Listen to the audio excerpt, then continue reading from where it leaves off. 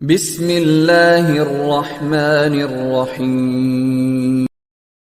وإذا أخذنا ميثاق بني إسرائيل لا تعبدون إلا الله وبالوالدين إحسانا وذي القربى واليتامى والمساكين وقولوا للناس حسنا وأقيموا الصلاة وآتوا الزكاة ثم توليتم إلا قليلا منكم وأنتم معرضون.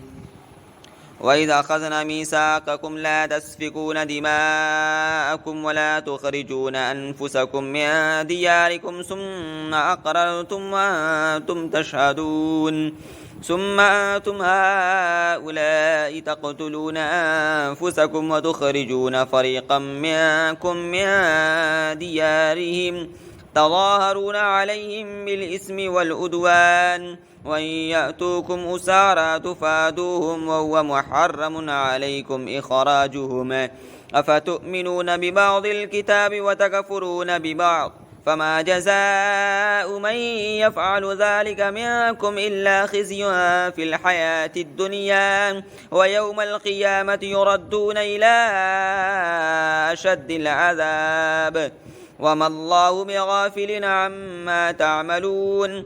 أولئك الذين اشتروا الحياة الدنيا بالآخرة فلا يخفف عنهم العذاب ولا هم ينصرون.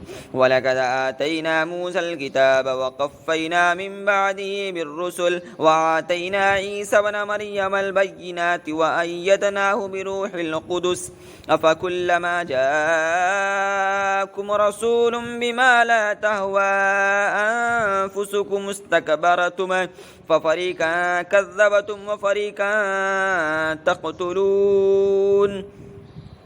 وقالوا قلوبنا غلف بل لعنهم الله بكفرهم فقليلا ما يؤمنون. ولما جاءهم كتاب من عند الله مصدق لما معهم وكانوا من قبل يستفتحون على الذين كفروا فلما جاءهم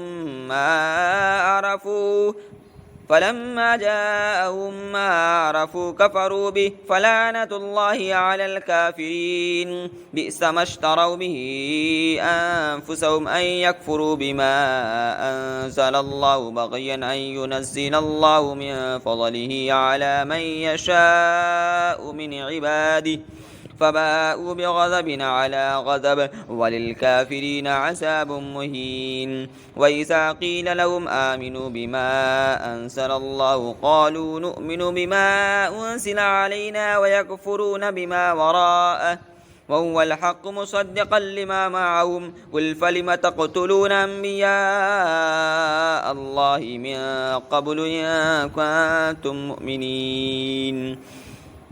ولقد جاءكم موسى بالبينات ثم اتخذتم العجل من بعده وأنتم ظالمون. وإذا أخذنا ميثاقكم ورفعنا فوقكم الطور خذوا ما آتيناكم بقوة واسمعوا قالوا سمعنا وعصينا وأشربوا في قلوبهم العجل بكفرهم قل بئس ما يأمركم به إيمانكم إن كنتم مؤمنين. قل إن كانت لكم الدار الآخرة عند الله خالصة من دون الناس فتمنوا الموت إن كنتم صادقين ولن يتمنوه أبدا بما قدمت أيديهم والله عليم بالظالمين. ولا تجدنهم حرص الناس على حياة ومن الذين أشركوا يود أحدهم لو يعمر 1000 سنة وما هو بمزحزحه من العذاب أن يؤمر والله بصير بما يعملون.